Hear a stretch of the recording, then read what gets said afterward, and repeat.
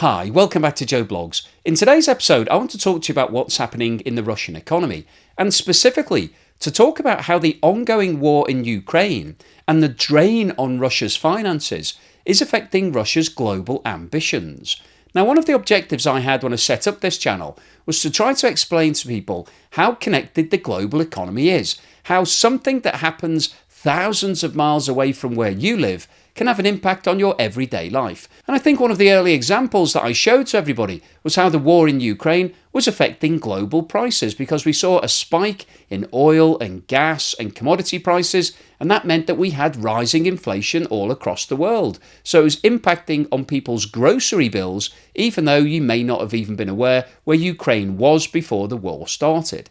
And in today's episode, I want to talk about how the fact that Russia is now focusing all of its military efforts, and it's increasing its spend to $145 billion for 2025, which represents a 25% increase against the figure for 24 of around $116 billion. These are really huge numbers. They're spending more on the war in Ukraine than they're spending on things like healthcare and education. And one of the problems that increase in expenditure is causing Russia is that it's now having to cut back on other areas. And one of the areas that it's cutting back on is helping other countries. Now, as you may be aware, there's an ongoing civil war in Syria. In fact, that civil war has been going on for more than 13 years, which is an incredible amount of time. And the reason why it's been going on for so long is because there are a lot of different factions living in Syria, and it's quite difficult to get everybody to be happy under the same ruler. This map shows the location of Syria, which is situated in the Middle East, and as you can see, it borders Turkey, Iraq, Jordan, Lebanon, and Israel, which isn't actually marked on this map but is in the bottom left-hand corner. The current ruler of Syria is President Assad, who took over in July 2000. But in March 2011, we saw uprisings across a number of different Arab countries. This was referred to as the Arab Spring. It started in Tunisia and then spread to countries like Libya and Egypt and ultimately hit Syria. And as a result of that, we saw widespread fighting all across the country. And this went on for a number of years. But in 2015, Russia decided that they were going to get involved. They were actually persuaded by Iran, who were helping the Assad regime to try to defend itself against these rebels. But they were getting overrun, and so they wanted Russia to come in and exercise their military strength.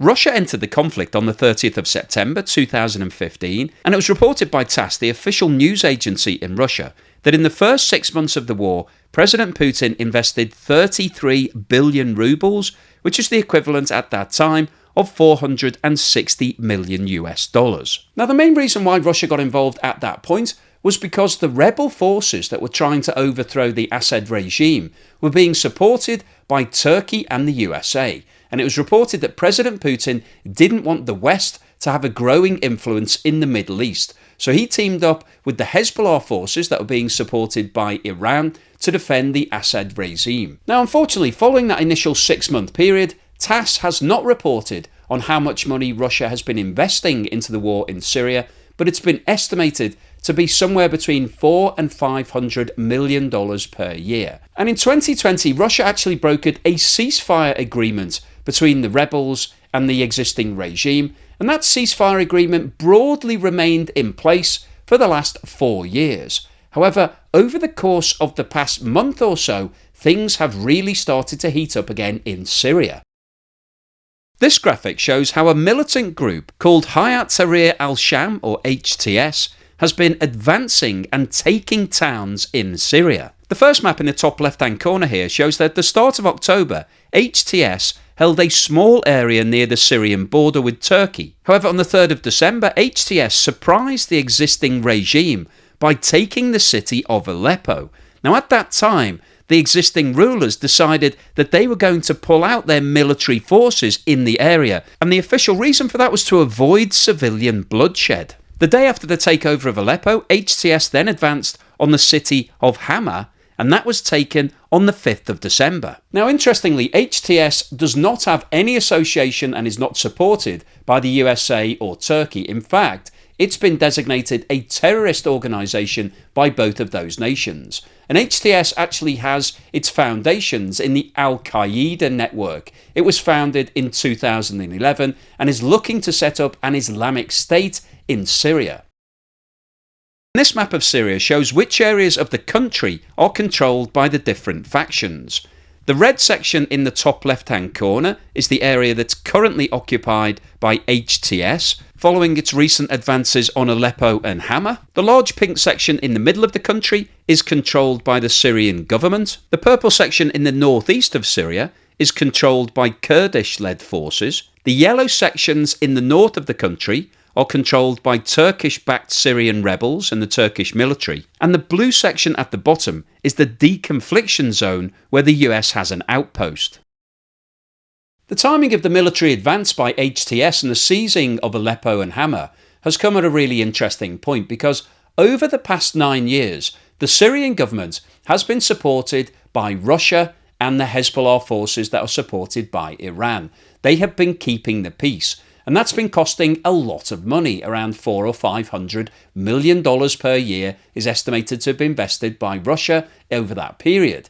But the problem that Russia is now facing is that, firstly, it's investing most of its money into the war in Ukraine, so its resources are highly limited.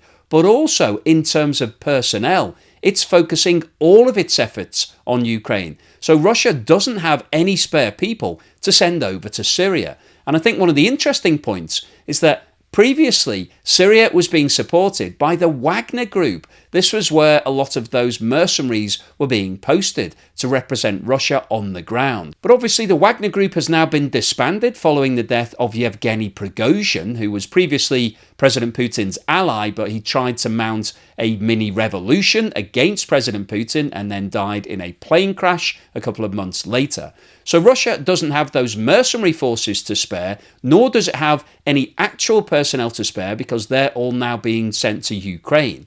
And what we've seen over the past month or so is that HTS has literally been able to walk into these cities and take them over, because Syria doesn't have the military power. It doesn't have the backing from Russia at the moment, nor does it have the backing from Iran, because Hezbollah, who previously were spending a lot of time in Syria, are now having to defend themselves against what's happening with Israel. So the conflict that's sparked up there over the course of the last 12 months has meant that Iran and Hezbollah are focusing all of their efforts defending themselves in Lebanon rather than helping the Syrian government. So HTS has seen this as an opportunity to be able to take over large swathes of the country. And I think the really interesting question is, what will happen if HTS continue taking over more and more towns and cities? And if they get to Damascus, the capital city, will Syria try to fight back? Will Russia do something about this? Will Iran do anything?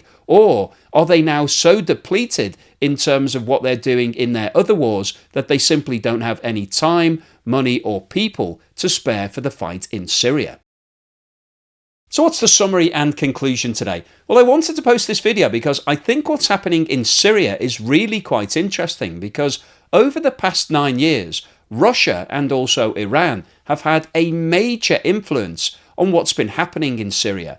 Russia has been sending people and also large amounts of military equipment and cash to be able to support the Assad government. They've been helping them defend against all of these different forces. And the main driver for that initially was to push back against the forces that were being supported by the West, from the USA and Turkey. Russia didn't want the West to be having a big influence in Syria, and so it therefore helped the Assad government. However, because of what's happening in Ukraine, Russia really doesn't have any spare cash or spare people to be able to continue supporting Syria. And what we've seen over the past few weeks is that this rebel group called HTS has seized upon this as an opportunity to be able to expand their territory. And they've been literally walking into cities and taking them over. There has been no defence whatsoever from the Syrian government. And I think that's a really strange outcome, because you would expect in the middle of a civil war, albeit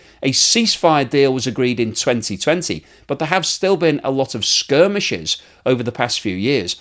You would expect the existing rulers to be ready to stamp out anything like this, to be ready to be able to send in troops, send in fighter jets, to be able to push these rebels back.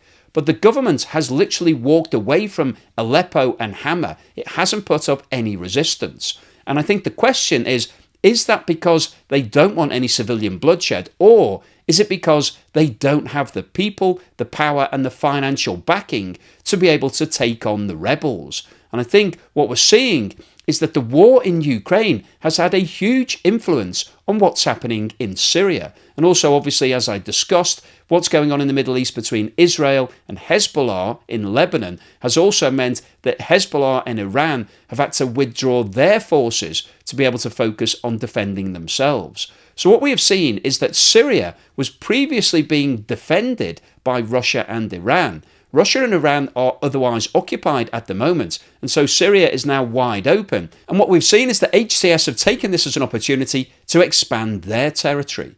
So this really shows you the interconnectivity of the global economy. What's happening in Russia and Ukraine is having a knock-on impact to other countries. We are seeing the balance of power shifting because Russia is no longer able to support the countries that it has been supporting over the past 10 years or so, because it's running short of cash and it's running short of people. And in fact, Russia needs help itself. I reported recently that North Korea has reportedly sent around 10,000 troops, and they're currently fighting in the Kursk region in Russia that's being occupied by Ukrainian forces. So we're seeing some really interesting shifts of power here, but the fundamental issue is that Russia is running short of cash. It no longer has surplus amounts of money to be able to support other countries. And it would be really interesting to see whether or not we start to see other things happening in other countries in Africa where Russia has been having a major influence, because Russia simply doesn't have the resources at the moment